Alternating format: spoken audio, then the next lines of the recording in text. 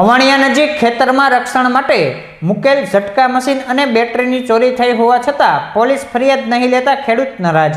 ઘોઘા તાલુકાના અવાણિયા ગામની આસપાસ ગ્રામ્ય વિસ્તારમાં ખેડૂતો દ્વારા ખેતર રક્ષણ માટે ઝટકા મશીન મૂકવામાં આવે છે, જેની ચોરીના બનાવ બનતા હોવા છતાં પોલીસ દ્વારા ફરિયાદ લેવામાં આવતી નથી। ત્યારે ફરી એક વખત ઝટકા મશીન અને બેટરીની ચોરી થતાં ખેડૂતોએ નારાજગી સાથે ગ્રામ્ય વાડી વિસ્તારમાં રાત્રિના સમયે પેટ્રોલિંગ વધારવાની માંગ કરી હતી।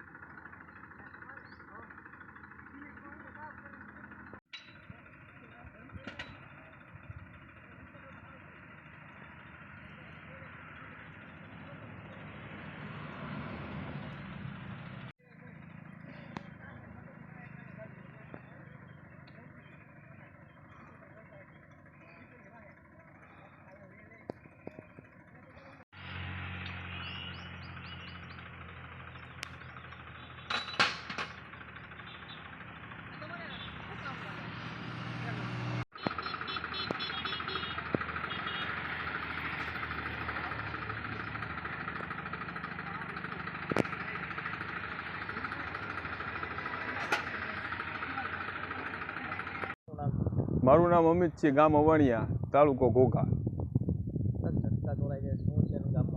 જો છેલ્લા 2 વર્ષથી વાત કરીએ તો અવાણિયા ગામનો તમને હું દાખલો આપું, 8 થી 10 ઝટકા ચોરાઈ ગયા છે અને 6 અરજી થયેલી છે। હજી કોઈ દી એનું નિવારણ આવ્યું નથી, બરાબર।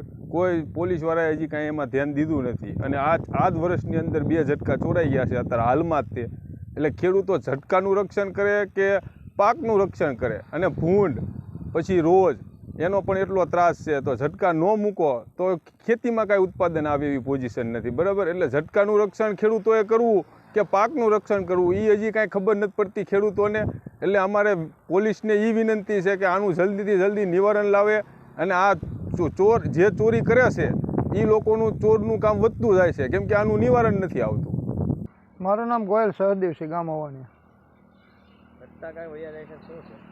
હવે જે અવાણિયા ગામની સીમ છે એની સીમની અંદરથી ભૂંડ અને રોજના ત્રાસ માટે ખેડૂતો રક્ષણ માટે થઈને ઝટકા મશીન વસાવેલા હોય છે, અને ખેતરની અંદર ઝટકા મશીન ચોમાસા દરમિયાન લગાડેલા હોય અને શિયાળુ પાકમાં પણ લગાડેલા હોય। હવે ઝટકા મશીન અવારનવાર જે ખેતરનું રક્ષણ કરવા માટેના છે એ જ ચોરાઈ જાય છે, અને ખેડૂતોને ખાસ કરીને ઝટકા મશીનનું રક્ષણ કરવું પડે એવી ફરજ પડે છે। 2 વર્ષ પહેલાં મારો પોતાનો ઝટકો વહી ગયો અને આસપાસની સીમમાંથી ઘણી બધી બેટરીઓ ઝટકા અવાણિયાની હદમાંથી ઘણા બધા વહી ગયા। અવારનવાર અમારી જાણવા જોગ ફરિયાદ લેવામાં આવે છે, પછી આગળની કોઈ તપાસ થતી હોય અને ક્યાંય ઝટકો પાછો મળ્યો એવો કોઈ હજી સુધીમાં બનાવ બનેલો નથી। અને ઝટકા ચોર બેફામ છે અવાણિયા ગામની સીમની આસપાસમાં, અને બીજે ઘણી બધી જગ્યાએ ચોરાતા હોય, અમુક જગ્યાએ અમુક ફરિયાદ પણ ન કરતા હોય, અને એનું કારણ છે કે ફરિયાદમાં કોઈ નિવારણ ન આવતું હોય તો ખેડૂતો શું કરવાના। હવે એવું થયું છે કે ઝટકા મશીન છે એ ચોરાઈ જવાની બીકે ખેડૂતો લગાડતા બંધ થઈ ગયા। કિંમતવાળું ઝટકા મશીન છે, એના હિસાબે હવે અત્યારે આ વર્ષે અમારે સીમની અંદર પશુની એટલી રંજાડ છે અત્યારે ભૂંડની, રોજની અને રેઢિયા ઢોરની, કે એના માટે રક્ષણ કરવા માટે અમારે શું કરવું। અમારી એવી માગણી છે કે ખેડૂતોને આ માટે થઈને ઝટકો હાથવા માટે જો રહેવું પડે તો ખેડૂત ક્યારે પહોંચી રહેશે।